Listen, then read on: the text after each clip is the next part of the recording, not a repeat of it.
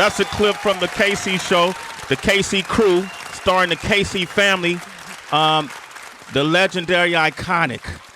He's put in work for years. He didn't land here by accident. When you see his stars shining, whether he's a part of a successful morning show like The Breakfast Club has been, it didn't start there. Whether you see him on a successful podcast like the KC crew has been, it didn't start there. When you find out he's opening a business with some of his cohorts, a juice bar, it didn't start there. When you find out that the juice bar isn't the only business that he owns and operates, it didn't start there. All of these victories have a beginning, and I love when I see one of the good ones win. I've had the chance to work with him in the past. All of us under the same umbrella over at Emmett's Hot 97. DJ Clue was there. Mm-hmm. Funkmaster Flex. Mm-hmm. Angie Martinez was there. Mm-hmm. I could go on and name many more. And the one and only DJ Enough was there. Mm-hmm. Enough. And the one and only DJ Envy, who's with us today. Yes. Give him a round of applause. What an intro, man. Thanks for having me. Come on, man. I could go on and on and on. Thank you. Let me tell you something, man. And there's certain people like Clue, you know, SNS, mm-hmm. Of course, Kid Capri, mm-hmm. you know, people like yourself who have hit that mixtape circuit and mm-hmm. utilized that mixtape circuit early in the game to build their branding. And I watched how you took this art and not only made it into not just push the culture for it with the different projects you've done, the different artists you've helped to break over the years, but also how you made it a business. Absolutely. You know, and I didn't even realize you have a business degree. Am mm-hmm. I right? Yep. From marketing and business from Hampton University. Give him a round. Hey, look at that. Absolutely. People didn't know that. Yeah. Absolutely. You know, and so you're putting that degree to work. Yep. But the other thing I enjoy about you as I watch you evolve, we've all evolved over the year, is your ability to be so honest. Absolutely. In front of that mic, mm-hmm. in front of that camera. What was that milestone moment for you that said, I'm just gonna start telling the truth? Me getting caught cheating. That's what it was. That was the milestone. You know, yeah. It was one of those things where I was about to lose my family. Okay. About to lose my wife. Cheated, got caught. And it was like, either I'm going to be honest mm-hmm. and try to make this work and try to save my marriage, or I'm going to continue to lie. And I was like, from there on out, I'm an open book. Yeah. You know, it's funny. My assistant was like, do you ever get nervous doing interviews? I'm like, my life is out there. There's nothing that anybody can ask mm-hmm. that I can't talk about. I done talked about it before. We can talk about it all day long. My life is open. So somebody said, have you ever banged out a female artist? You would say? I would tell you who it was. I haven't. Okay, good. I haven't. Great. I didn't want to have to ask. I was kind of joking about that. So when you look at, because we've been talking, everybody's been talking about Kevin Hart and what he's going through. Right. How would you rate the way he's handled it so far? Because he seemed to have gotten ahead of the narrative before it came down the pipeline. Correct. Right. I mean, I think he handled it great. I mean, the first thing to do is you got to handle home. Yeah. You know, you got to make sure your wife is good. She's pregnant. You don't want to lose that child or lose that baby because of stress. So you just got to make sure home is good first. That's the most important thing. F the money. F your career. F everything, because if your home is effed up, your life is effed up. Yeah. Believe me, I was there. So once your home is good and you make sure your wife is okay and y'all working out your differences and y'all problems and y'all getting things together, and it seems like they did this beforehand. Yeah. Seems like they knew this was coming. Mm-hmm. So that's the most important thing. So he's doing right. He's doing right. Mm-hmm. I love transparency, like completely do. But I also wonder in a lot of ways, how do we define what's sacred in these times? Like, do you have a conversation with your wife before maybe you go on an interview and be like, yo, is it cool if I put this on Front Street? Nah, there's nothing sacred in our relationship. We talk about everything. Yeah. You know, and the reason we talk about everything is it's not just being honest is cool or whatever. I get so many people that come up to me and say, yo, your podcast or what you talk about saved my relationship. It brought a dialogue in my home where me and my husband or me and my wife and being able to talk about different things. So that tells me I'm here for a purpose, and that purpose is helping people. You know what I mean? Helping people in relationships. Like I always tell, as a kid, I never grew up with somebody to ask a question to. Guys are guys. We'll be in the locker room and we talk about basketball, we talk about football, but nobody ever came up to me and was like, how are you working this with your wife or your girl? I always say this story, you know, as a kid, I used to ride motorcycles and I had jock itch, right? And what guy can I go to? Like, yo, bro, I got jock itch. What can I do? I didn't have nobody. Right. But we should be able, as a community, be able to talk to each other like, I need help with this. We should be able to help each other, but we not. Yeah, Nobody peel could off help you stigmas. with your nuts were itching, and you had nobody to talk to about it. I would have just said, scratch them, dog. Nah, it was red. It was crazy. I had to go to the doctor. Ooh. Yeah, it was jogging. Okay. You know, but hey. Hey, let me ask you this. I'm going to go back to when the radio has changed so many ways. Look, you work with Sirius XM. You worked in terrestrial. You done podcasts, the whole nine. What do you think of the change? How have you adjusted? How did you know that, I need to jump into this realm of podcast so I don't get left behind and stuck on the terrestrial? I need to not just do terrestrial. I need to make sure the shows are syndicated. How did you adjust to radio's change? Well, you know what, with the podcast, you know, for me, I always try to see what's next. Okay. And I've seen the response that people, when I post pictures of my family or do things with my family, the response is amazing. Yeah.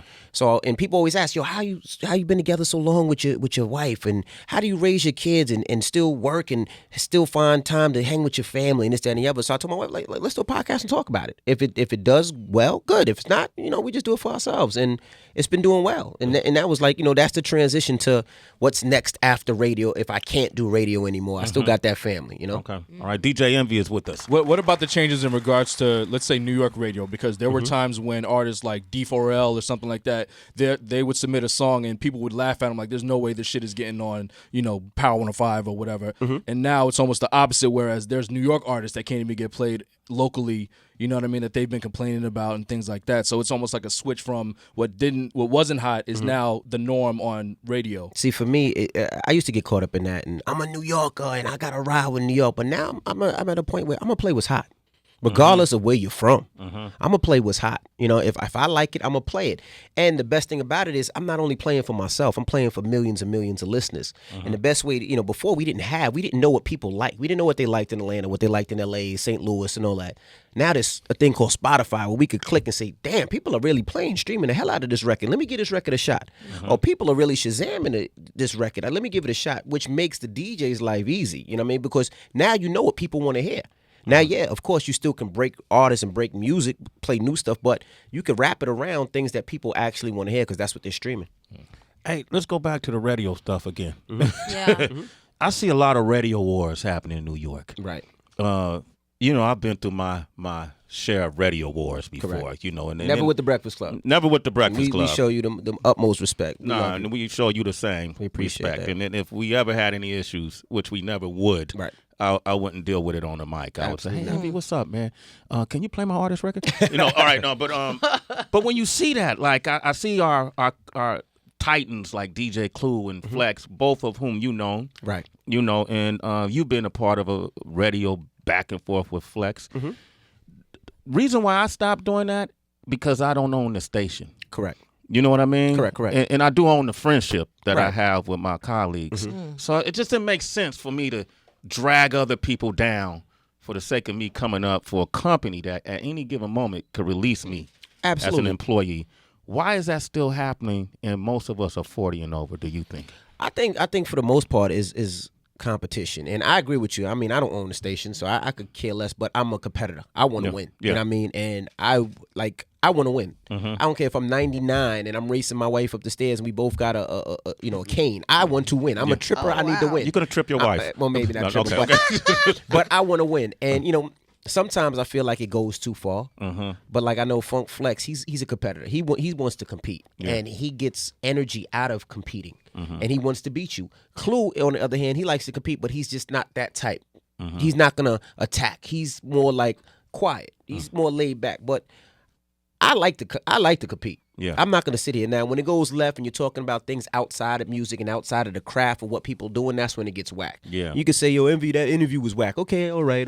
But when you go outside of that and you're talking about, somebody's family or you're talking about something that can hurt somebody from making money, that's my problem. Because like you said, I don't own the station. I'm not going to sit here and say something that's going to possibly hurt you somewhere else. For what? For what reason? Like, I don't hate you.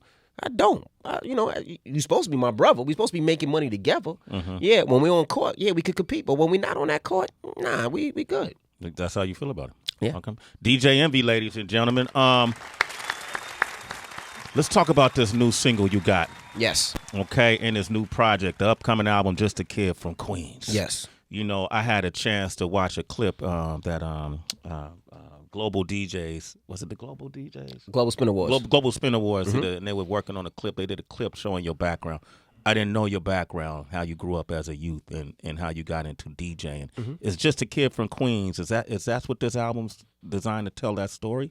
Well, at first, when I decided to do an album, I was like, yo, I'm gonna bring the old mixtapes back, all hard spitting and this, that, and the other, yada, yada, yada. And Just a Kid from Queens I said that because I was just a kid from Queens, you know, and meaning you can be from wherever and you can make it. I never thought I would be where I'm at right now, sitting on my stoop playing basketball. I never thought so. Yeah. I was just a kid from Queens, and I just wanted kids out there to know, like, you could be just a kid from St. Louis, just a kid from Atlanta. Like, if you put hard work and you dedicate your time, you can make it. But back to the album, I was on that road, and then I thought about it. I'm like, I got different moods for different days, you know, so why not make an album kind of like a radio station? Like, on one day I want to hear this type of record. On another day I want to hear this hardcore record. On another day I want to hear this R&B record. I can do that. I listen to everything. So that was the reason why I did the first single like that. Like, I DJ everywhere. I DJ in Ibiza. I DJ in Miami. But I also DJ in the dirty strip clubs of New Jersey. And it ain't about the money for me. I love it. Like, I love going to the dirty strip clubs and seeing people's reaction. But then I love going to Ibiza and seeing their reaction. Yeah. And I wanted a record that can transcend on all of those things. Like, I could play in Ibiza, I could play in Miami, but then I could play in the strip clubs of Jersey. And I picked Fetty Wap because he's that artist. He did Trap Queen, which is a hood record. Yeah. He's talking about crack. But it crossed over and it was a pop record. So I'm like, he's an artist. And that's why I made the record like that, where it has elements of trap music, elements of that Jersey fist pump, and then elements of that Baltimore, Jersey, booty shake. That's how you got Slink involved, right? And that's how I got Slink involved. And that's why I was like, I want that type of record. But I got a lot of feedback. I mean, a lot of backlash at first. It's not a urban record. It's not a diss record. It's not a rap record. It's not a urban. And I tell everybody who tells me that, you can't tell me what's urban or not. Yeah. You can't tell this nigga what's urban or not. Because you in the club. I'm in the motherfucking club every night. How many nights a week you DJ? I used to be 6. Now I DJ 4 nights a week. I'm in the club. 4 to 5 nights a week. I'm in the club. So when somebody gets shot in the club, I'm walking over them and then going to do my morning show. I'm in the club. So you can't tell me the person that's behind that desk what's urban or not. Yeah. You can't tell me that doesn't sound. You can't tell me what sounds urban because I'm there. I'm the one that's playing it. I'm living it.